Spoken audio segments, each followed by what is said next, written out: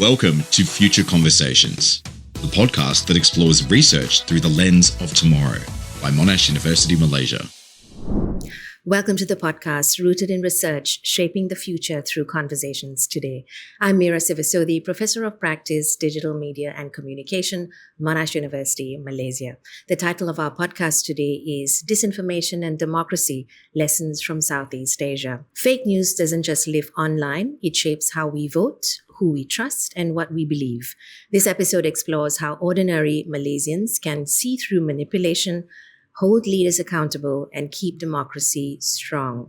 Joining me for this conversation, Azmi Shahrom, Deputy Chairman of Malaysia's Election Commission, Dr. Nazirul Hazim Abdul Khalim, Lecturer of Econometrics at the School of Business, Monash University, Malaysia, and Matteo Bonotti, Associate Professor of Politics and International Relations, School of Social Sciences, Monash University, Australia. I'm going to kickstart this conversation with Nazirul because you and your team study how fake news affects democracy in Malaysia, Indonesia, and Philippines. What's the main purpose of this index? And help us understand the study that went into it before you actually came up with the index. Right. Thank you for having me today.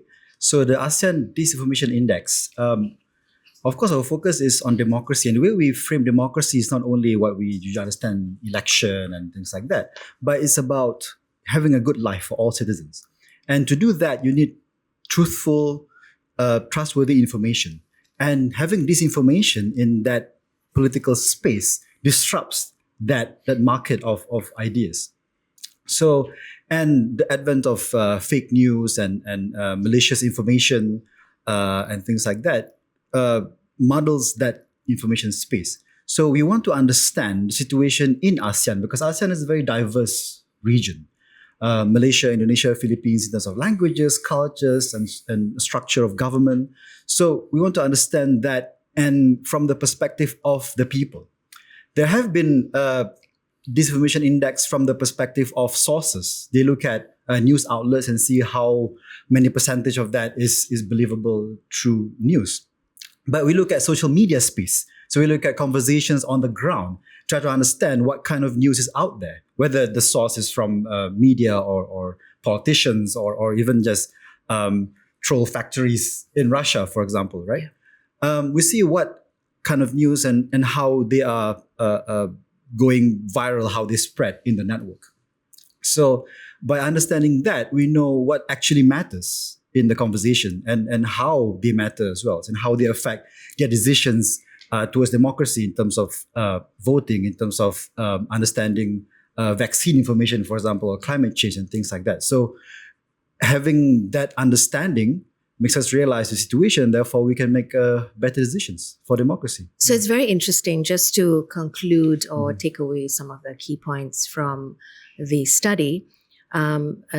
Each country has its own unique political issues that shape how disinformation spread. So it's very interesting that in Malaysia, it often ties into religious tensions. Am I correct? In Indonesia, it connects to debates around political dynasties.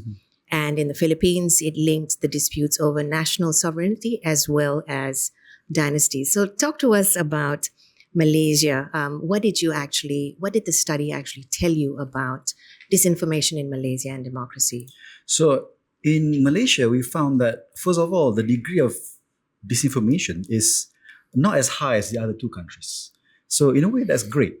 But there's a caveat there in the sense that the effort from independent media to fact check political facts specifically are not that robust. Right. The data that we get, because we check the information we have, data set against all these fact checkers, in Indonesia and Philippines, there are hundreds of thousands of facts being checked. But in Malaysia, there's less than 1/3 of that. And the main source is a government agency. So there's a bit of skepticism there as well. That's probably because, in a sense, that there's a bit of more hesitancy in terms of the fact checkers independently to check political facts and so on. And overall, for ASEAN, the message I think that we can really see similarity is that even though the disinformation is bad per se, but it is aligning with real grievances of cost of living, of corruption, for example. These are real concerns that being some facts are being amplified or exaggerated, so that crosses into disinformation and questionable truth. But it reflects real concerns. So in a way that, even though it's bad in itself, but we should not be too concerned about how true is your statement. Yeah. So but listen to the actual message and the voice that they're trying to send. So politicians should not be saying that you're telling disinformation is fake news here, so I'm not going to listen to anything you say.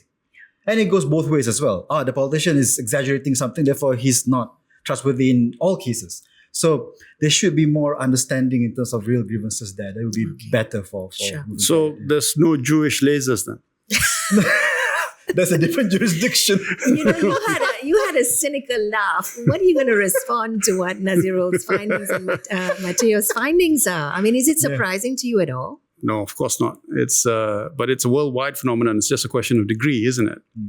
But yeah, I would agree with what Naz said, that a lot of the news that spreads around here has foundations in some sort of truth.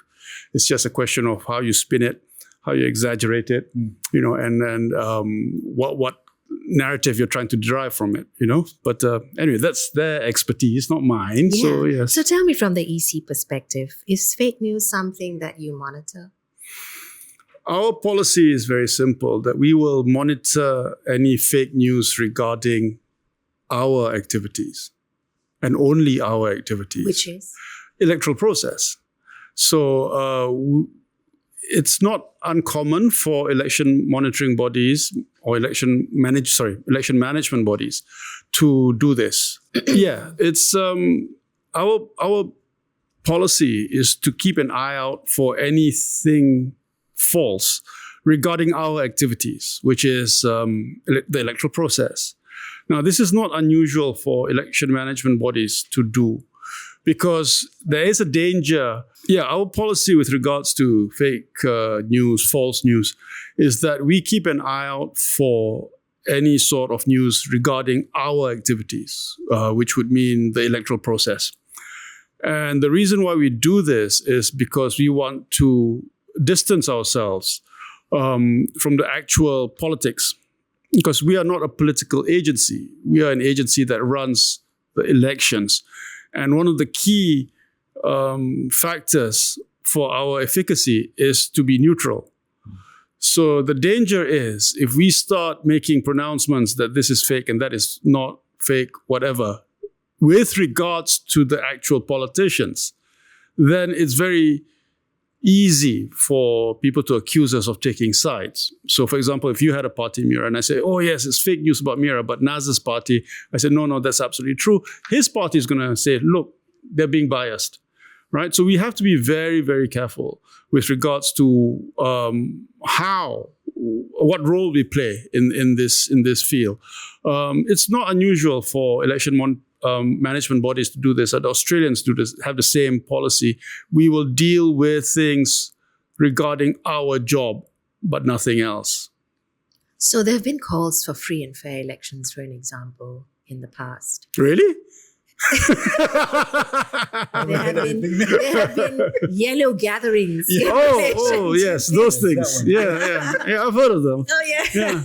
How do you manage something like that? I mean, there's going to be so much disinformation going out in relation to free and fair elections. You're always being held accountable for free and fair elections. And on the ground, a lot of Malaysians feel, and I'm generalizing here, that we are not free and fair when it comes to elections. Yeah, we can argue about that. Okay. I would say that our electoral process is about as free and fair as you can get. I'm talking about the electoral process, when you go out there to vote, when the vote is being counted. All right. And that's got nothing to do with social media or anything like that, because that has to do with the system that's put in place. All right. We have the polling and counting agent system, which is extremely transparent, because our election workers are being observed from beginning till end. We have a system of countersigning the results. We have a system of independent observers coming to watching the process at every step of the way. And in fact, I would dare say that some of our defenders now, with regards to our electoral process, are the observers who, not that long ago, were wearing yellow shirts and screaming at us. So I think in that sense, it works. Now, with regards to what we're talking about today, false information, it's important that we are transparent about what we do. And it's important that we have a system where our side of the story is out there. So, for example, our website can be a lot more progressive and a lot more positive with regards to getting information out there with FAQs, etc. Right? And we have to react very quickly via social media, which I know nothing about because I'm not on any social media platform. I'm too stuck in my ways, and I refuse to be associated with influencers and other such vile creatures. That's it. Get him out. This is the wrong platform. Yes. Because your studies go based on that. Enjoy your lives, young people. Anyway, so but we have Facebook, we have all those kinds of platforms, and we have to use those kind of platforms to get news out when wrong news comes in. So to correct things. So I think these are the things that we can do. Okay. Matteo, as Azmi, as Nazirul spoke about just now, the study sort of mirrors real frustrations like corruption or the cost of living, sort of making it hard for people to separate fact from fiction. What did the study tell you about, say, Indonesia and Philippines, for an example? Thank you, and thank you for inviting me today. As Nazirul already anticipated, we found some areas of divergence between the three countries, but also strong areas of convergence. So across all the three countries that we examined, Malaysia, Indonesia, and Philippines, we found a strong emphasis among those engaging in social media on political corruption, the need for more transparency in politics, more political accountability, an emphasis also on electoral integrity, and an emphasis on increasing or encouraging civic engagement among people more broadly, including especially young people. There was a total convergence on these points, but as well as on the cost of living, social issues, environmental issues to some extent, the importance of protecting vulnerable groups within society. So the areas that were divergent, as Nazirul briefly mentioned, were that in Malaysia we really noticed the emphasis on social cohesion and the potential for religion to affect that in a negative way. So the importance of preventing religion from being fully politicized and therefore for limiting its impact on politics and political life and party politics. And in the Philippines, it was quite striking what we found about foreign policy, because we also found some references to foreign policy in the case of Malaysia, an emphasis on Malaysia's role in the global political community. But in the case of Malaysia, the emphasis was more on solidarity. There were references to Palestine, of course, more broadly about the importance of more solidarity on the international stage. Mm-hmm. That didn't come true in the Philippines case. The emphasis there was entirely on establishing a more assertive foreign policy in the Philippines, independent especially from China and the US, and reasserting national sovereignty. So very different takes on a similar topic, international sphere. And then, of course, political dynasties, a key topic in the Philippines, also to some extent in Indonesia. Okay. So that tells us a lot about different political cultures and different approaches the citizens have to political debates and issues. So a lot of this study was done on X, what was known as Twitter in the past. 14,000 tweets were analyzed in Malaysia.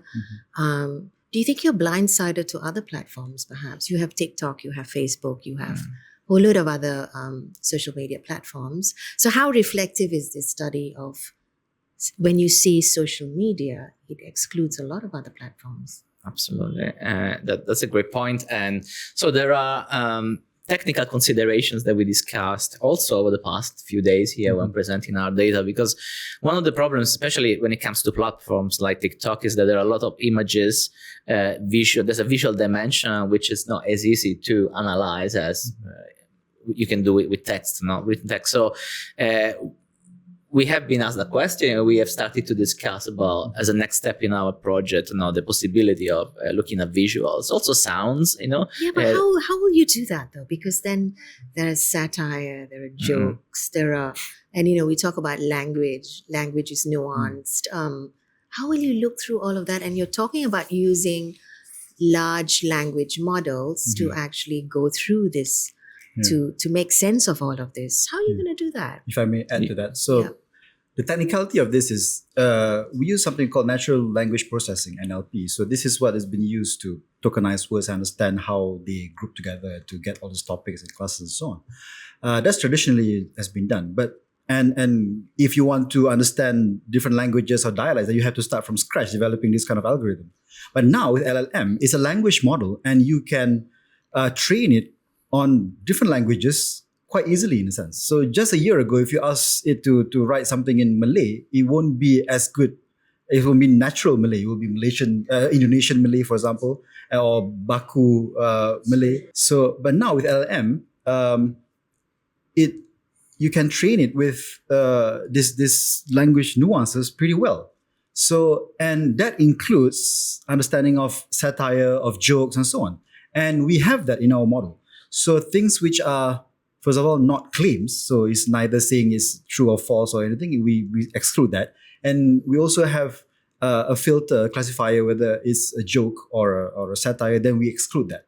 So if it's a joke, then it's not really a misinformation. It's not a malicious intent. Yeah. So we exclude those things. So this kind of advances with LLM especially enables a lot of things.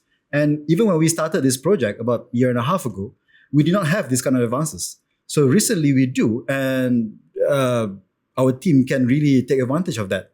So in that sense, even if we are limited by the different languages and dialects, but we can do it. So the algorithm does do it quite well now. Okay. So that's the advantage that we have now. And Azmi, we have Undi 18. I mean, because of that initiative, we now have young people starting to vote at the age of 18. Do you not think that social media is a good way to actually go out and start encouraging people to vote and get your messages out there? But then that would also open you up to disinformation and fake news and all of that. Has the Election Commission thought through that? And is there a plan for an example? Okay. With regards to engagement via social media, we're very active. Not me personally, yes. I must say, but our academy is very active on social media, with getting messages out, with getting short videos out, explaining certain things, how to vote, etc. And they've been doing this consistently. So it's Facebook, TikTok, I think. So in that sense, yes, I believe there is a lot of engagement. How many young people tune in to watch us? I have no idea. I mean, it's not a huge number, but there are some. I'm quite sure they'd rather be watching dancing creatures than us. But that's life. There's only so much you can do. Now, I don't understand the second part though. By taking part in social media, how does that open us to? Because you're bound to then get trolled. And once you open up social media, you open up yourself to disinformation, fake news, and all of that. Right. So are there measures in place to actually sort of get this information out? But you know what, Azmi? The bad news is only 5% of Malaysians consume information from government. Yes. So you're wasting your time. Well, yeah, perhaps, but I think effort has to be made. It's better than not doing anything at all. And the 5% may have influence on others as well. So we can't just look at it purely from that.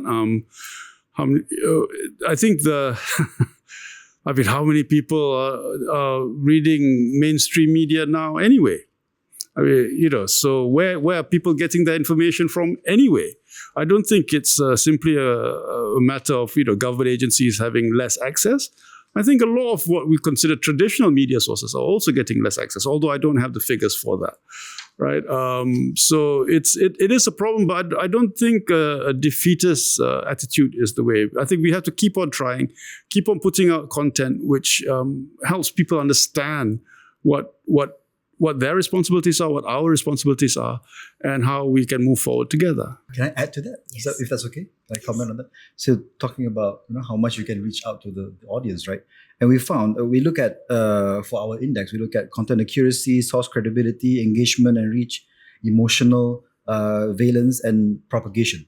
And we found that engagement and propagation are the two biggest factors of disinformation. So it's not whether your source are credible or is accurate, but how much it propagates matters more. So, even if you're a credible source, which you are, but then if it doesn't go out there and people don't pick it up, then it won't make an impact. So that's scary. I guess you're at disadvantage because it's only 5% of people consume government information. This right? is from a data So, center. Yeah. It was very interesting information, actually. Azmi should just sit there and repost. No. That would increase engagement. But they talked to us about the Philippines. Fake news created this illusion of broad support through nostalgia and rewriting stories. What lessons can Malaysia learn from this, or especially with regards to religion or coalition instability? Can we or should we do this kind of rewriting of the past? Thank you. Based on my knowledge and my also discussions with Nazirul and other colleagues, I don't think there's a parallel between the Philippines and Malaysia. This rewriting of history is not essential to Malaysia. So I don't think we can easily transfer our findings from the Philippines to Malaysia. But what I would like to suggest, that this is just a different angle, but it is tied to what we'll be discussing about engagement. I was involved recently in a project in the Philippines about democratic engagement, where from Monash, Australia, we led a team of researchers on the ground in the Philippines to conduct a deliberative forum, a deliberative mini-public, as it's called, to engage members of the local population in debates about different policy issues ranging from COVID to food security and disaster governance. It proved to be a very effective way for people to become engaged, also to fight disinformation, because the way these forums work is that the participants, who are randomly selected from a local population, are briefed by experts based on factually true information, and that they're asked to deliberate over a number of days on a specific policy issue and reach a consensus and a recommendation. Now, this is different from what we've been doing here, but actually it's related, because if the takeaway point is that this information is spreading, how do we counter it? That you can do different things, but one thing you can do is employ these democratic tools, grassroots democratic tools, like the one we use in the Philippines, and apply them to contexts like Malaysia, where, as far as I know, they've not been used as extensively. So that could be a way in which citizens can be engaged in the democratic process beyond voting, which is more formal, in a way which is more participatory, in a way which is crucially very effective at countering disinformation. So let's talk about fact-checking. You were saying that Malaysia, we hardly use fact-checkers here. I think we have sebenarnya.my, hardly used. However, used very much in Indonesia. They have something called Check Fakta. Correct. Yeah. And something in the Philippines as well. Why do you think we're not? One is, of course, we are government-based. But why do you think Check Fakta, is it private? Is it better run, perhaps? There's more trust? Plainly speaking, I think there's more freedom of speech and expression and of being adversarial in Indonesia. For example, topics that we discussed today, over there, they ask about it for interviews and so on. My colleagues, they're being called almost every week. Articles come out, radio interviews and so on. But over here, the interest is, I wouldn't say the interest is low, but there's not much space to express those kind of discussions, I feel. And like I said, even sebenarnya.my is government run. So in a way, it's not really independent. It's not private. And most of the fact checking is on scams and spams and things like that, on political. So which are very useful for what we are doing. And the result is that we found that we train our data based on our model based on that. And we found that, in Malaysia, there's a very low amount of fake news. But that's the caveat. We don't have enough data to train our model for Malaysia in particular. And in Philippines and Indonesia, this is very, very good. Right. There's a lot of data. So that's a big blind spot there. Yeah. So, but we can't be the one doing it. It's a very intensive process. Is you need human to look at it. We have built basically a fake news classifier, that basically a algorithm that can classify whether it's fake news or not, or whether it's not a statement at all. But that probably can help. But you still need human annotators, human that can label whether something is fake news or not, and that needs cultural context, political context, understanding of what's happening on the ground. And that's a lot of effort. So we do need a lot of effort in that. And that requires more than just researchers doing it. Yeah. So. And if I might just add to what Nazirul just said about some of our data findings, precisely it was striking also, I didn't mention it before, but how alongside this concern for the politicization of religion, there was more broadly a strong emphasis on the dangers of inter-party tensions and conflictuality in Malaysia, much more so than in Indonesia, where it wasn't really an issue. So Malaysians, or at least the Malaysians who were engaged in the platform, in the data that we analyzed, they demanded more inter-party collaboration, if you want, collegiality, much more so than in Indonesia, where perhaps conflictuality is accepted. Another thing that came through was in Indonesia, people seem to also accept the fluidity of political allegiances. That was a topic that emerged more so than in Malaysia. So in a sense, in Malaysia, people criticize more if they change allegiances more easily. In Indonesia, that's accepted in a sense. We even have laws against that. Party hopping law. Party hopping. So there was something that the people were really against. Azmi, any thoughts? Nope. He's playing it very safe. Come on, I know you're dying to say something. I'm dying to say nothing. Please continue. Okay, so let's talk about, do you think we should focus on, so after all of this, and that we know there are fine lines between what is actually disinformation and what is actually real. If you say that we are actually, in a way, reflecting our grievances when it comes to, there's a fine line between what's real and what isn't real. So what are you suggesting we do with disinformation? Do we now go out and say, we need to figure out how to punish offenders? Or do we hold platforms accountable? What are you going to say? What are you saying this research can actually do for the country? So I think trying to crack down on fake news and disinformation by punishing and so on. And I think Matteo can expand on this later. There's law in almost every country in ASEAN against this. But that is a smaller concern. If you do that, then you're basically being nitpicking on the little details and missing the big picture, I feel. And in the sense that, like I mentioned just now, it's a two-way communication. So misinformation is becoming a way to communicate. I'm not saying that we should encourage misinformation and exaggeration and all this fancy stories. We should still be aware of it, should be educated and be aware of and judge well whether it's real or not. And now with the AI and all that, videos and voices is more difficult. But politicians should be less concerned with punishing people, showing that let's catch that person and this person and fine and ban and so on, because it's very easy to slip into just oppressing voices. And that's probably what's happening more with those laws than actually curbing the problem of misinformation that leads to a better democracy. You're making democracy worse, which is what we're trying to do. We're trying to curb disinformation so that we can have a better democracy. But the opposite is happening, even though it's supposed to be anti-fake news law, but it's not used that way. So, It's under countries where the education system encourages or teaches young people to be able to be more discerning. If I'm not mistaken, there are countries which do that, isn't it? I mean, surely that is one of the, it's very difficult to get rid of with social media and the internet, once the genie is out of the bottle, you can't put it back in. It cannot be the good old or bad old days when it's just a few sources of information. Now it's everywhere, right? But so surely the way of dealing with it is also making sure that the public are able to make that distinction for themselves.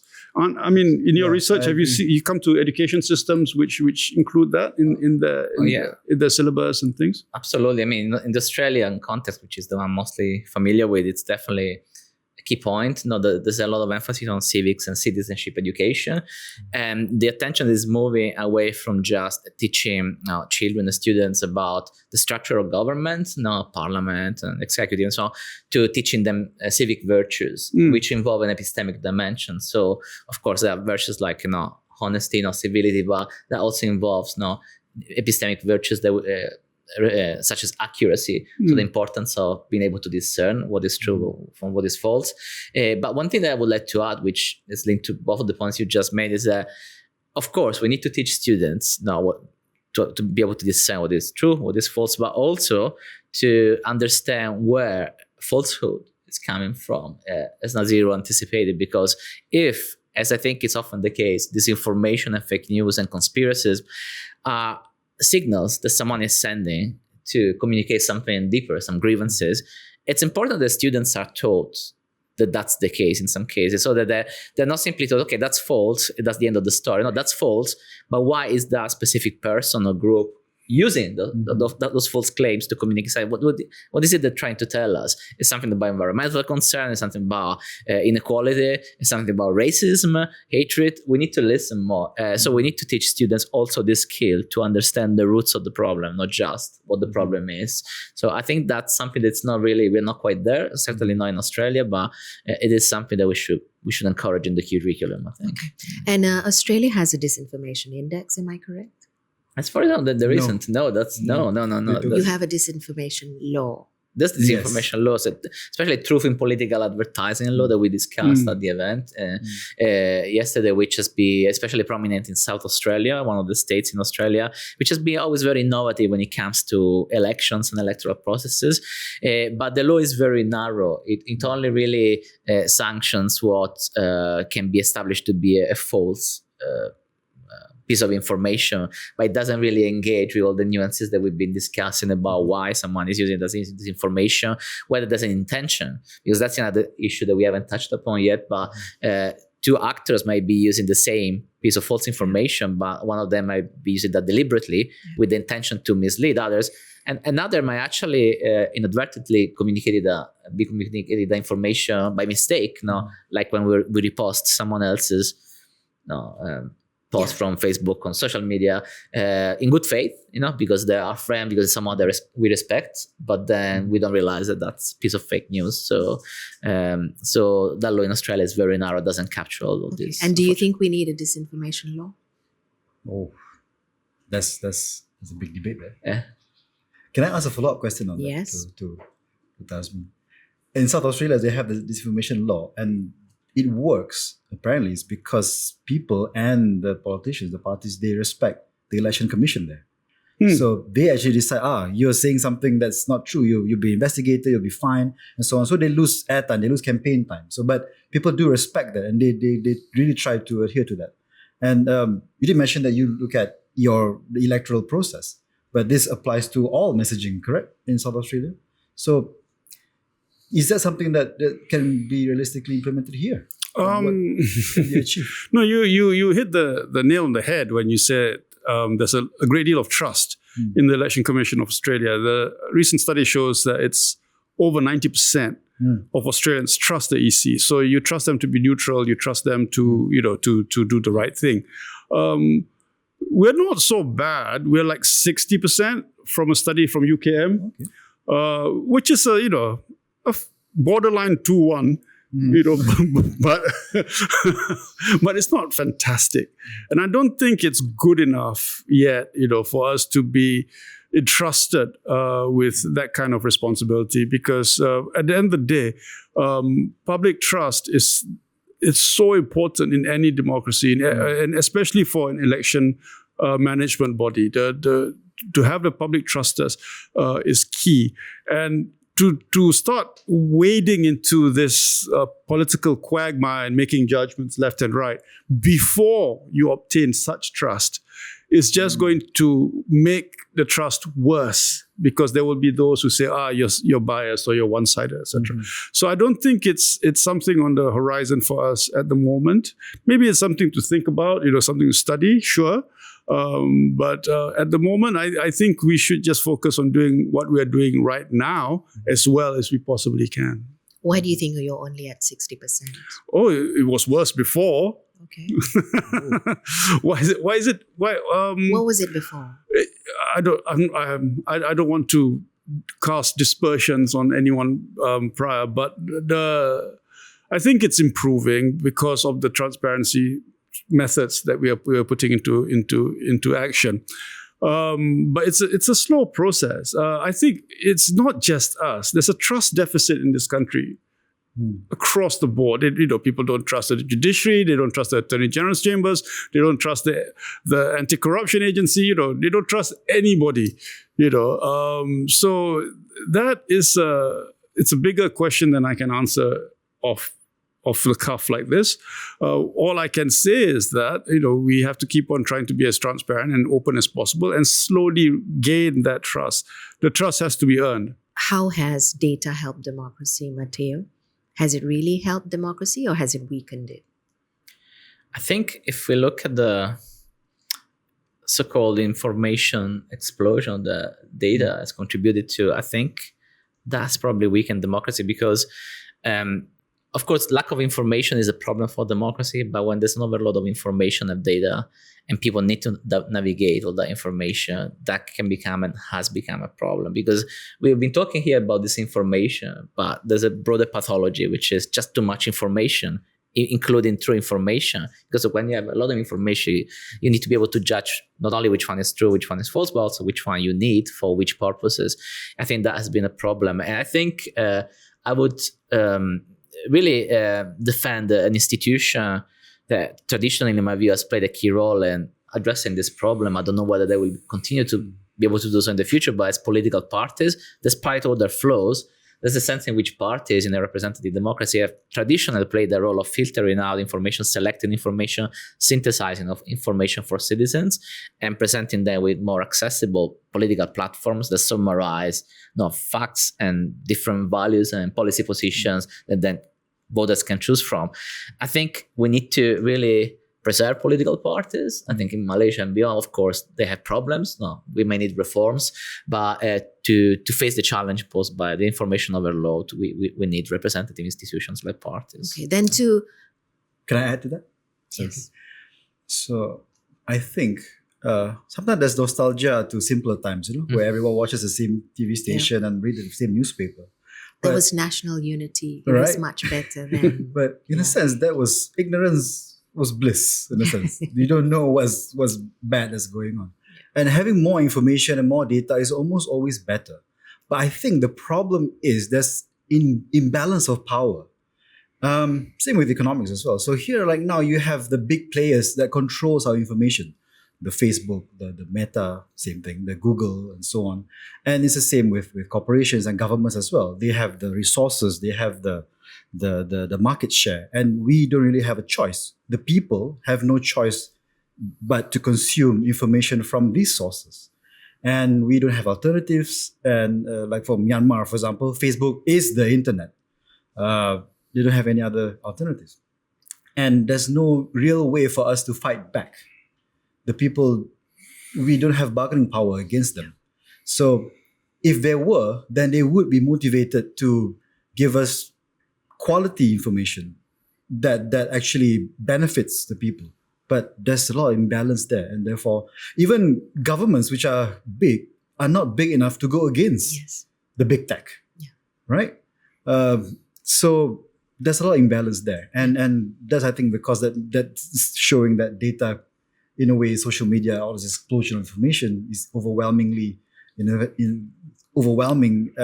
the quantity, and also we see all the bad effects of it. But yeah, how to get that imbalance of power back into balance, that's a big question. And that also, I suppose, throws into the conversation about democracy, because they are in control. Algorithms feed you information that you consume. They just keep feeding you more and more of what you consume. So that in itself creates an imbalance of information and what you understand from it. The recent unrest in Indonesia, do you think, were there any parallels to your findings that led to the unrest in Indonesia? And was there any social media aspects to what actually happened there? I think it's certainly a reflection of some of our data in the sense that we found also in terms of public sentiment, there's a stronger sense of anger generally in the data that we found in Indonesia. I think that's then reflected in the recent protests. So there's an attitude to politics which is more less inclined to not just aiming for this social cohesion, just peace. It's more agonistic, an agonistic understanding of politics, which certainly much more prominent in Indonesia than in the Philippines and Malaysia. So of course, social media played a key role in the protest, of course, but we haven't really looked at those. For the protest, our colleague actually went to the government saying that, hey, our data is showing that something is brewing. Yeah. But they ignored that signal. Yeah. And true enough, not long after that, all this protest happened. So, if data is used well, it can make both sides understand each other. Like, for example, in election, if you do micro-targeting of voters to really understand what they would like, then you can understand them better and serve them better. But instead, that is being used to manipulate the voters instead. You tell them what they want to hear, and therefore you get their vote, even though you're saying something else different to a different group that's against the other group's interests. So that's a bad way of using it. But the people don't have that kind of insight into what's happening on that level. Okay. But it can be used for good if done well and with good faith. So where are you taking this index and the study next? So we are... Are you collaborating with Azmi and the Election Commission? Are we? No. Don't put me in the spot. I was hoping we could work Leave together. Leave me alone. The Election Commission, not you, Azmi. I'm sure you could do with some of our expertise, perhaps. I think because what we do is we're looking at the ground data, right, from the bottom up. So it makes us understand the voices of the people, so what their concerns are. So if the people in power decide to listen to this, then you have a better democracy, which is what we are aiming for with this index. And right now we're looking at only 3 countries. The aim is to look at the whole of ASEAN and to understand the nuance. And ASEAN countries are very, very different. Even the 3 countries are very different. Yeah. And we have more serious cases like Myanmar, for example, which elections don't even apply. But the democracy there is not in good condition. And to some extent, Thailand as well and other countries. So we would like to look at that. Even places like Singapore, for example. The country is doing very well, but in terms of freedom of speech and democracy in other sense, instead of just well-being, that is a concern as well, which may not be expressed as much. But yeah, we would like to look at all that. And then we compare it to what we can probably use as standards in EU, for example, and in Australia, disinformation law, for example, and see. And Matteo has started looking at those as well, in terms of the law, in terms of all that. Yeah, maybe Matteo can explain. We started over the past few months to map policy responses to disinformation in different ASEAN countries, looking specifically at whether there is electoral disinformation law, which is the case in most of them, but especially what the target of these laws are. For example, does disinformation law when it comes to elections focus on candidates or parties or manifestos and so on? Who the targeted people are? All citizens, or only party leaders or different actors. So we are mapping all of this to get a better sense of what the responses are, bearing in mind, as Nazirul mentioned earlier, that policy responses, legal responses, legal regulation is no. It cannot be the full story, cannot be the only solution or response, but at least this will help us to understand, or we will aim to understand why there are divergences between different countries, whether it's due to their political culture or electoral system, party system, and what the effects of those laws are. We have not measured those yet, so but that would be the next step. Are these laws working? If so, why? If not, why not?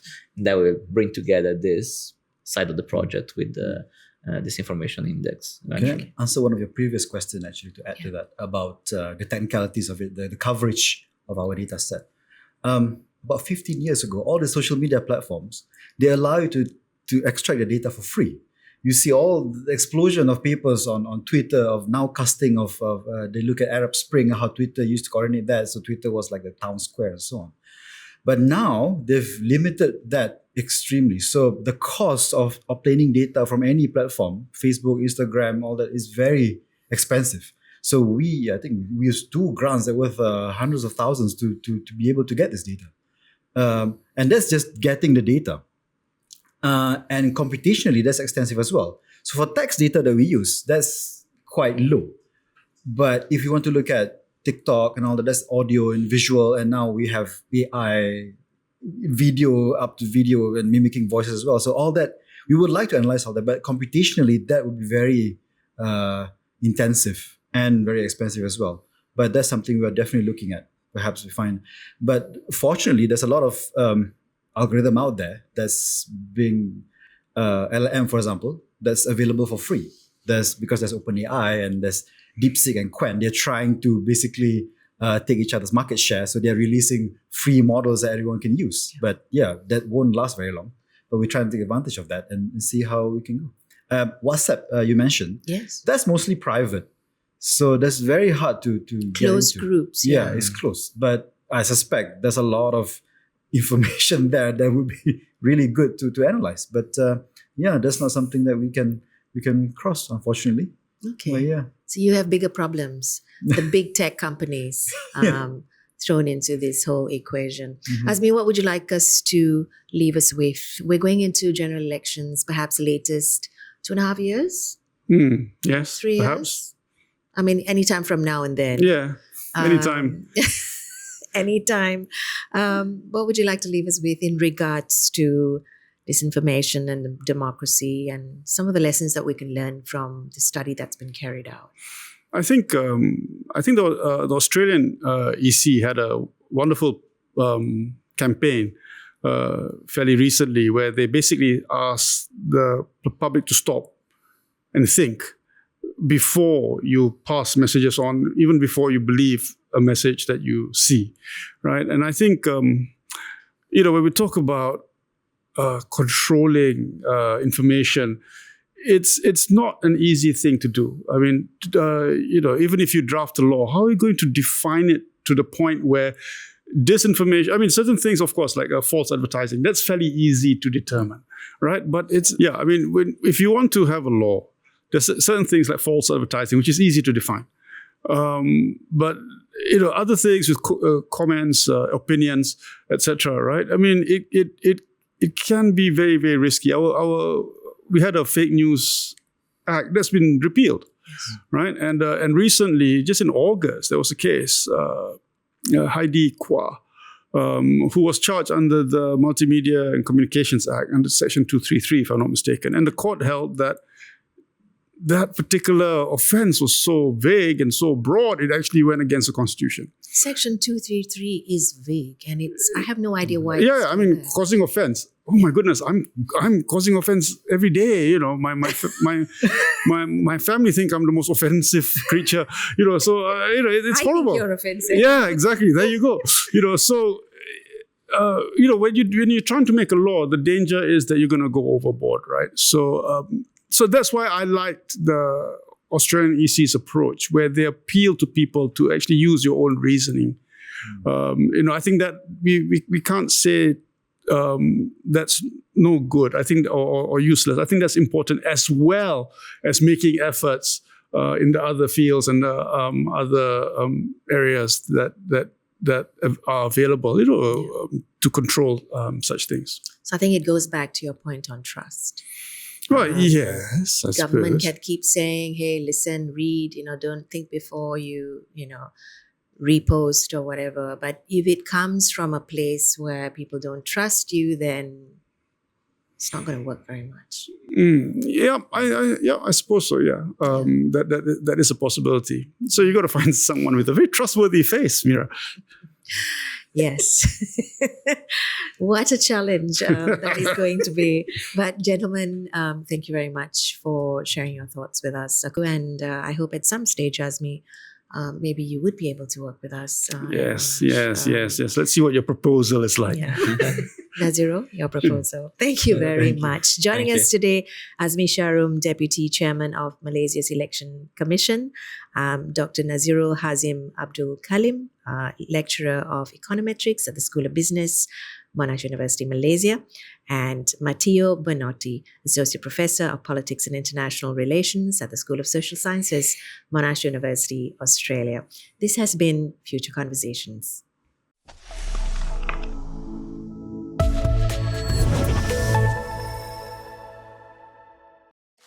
You were listening to Future Conversations, a podcast by Monash University Malaysia. For more information, email mum.media@monash.edu.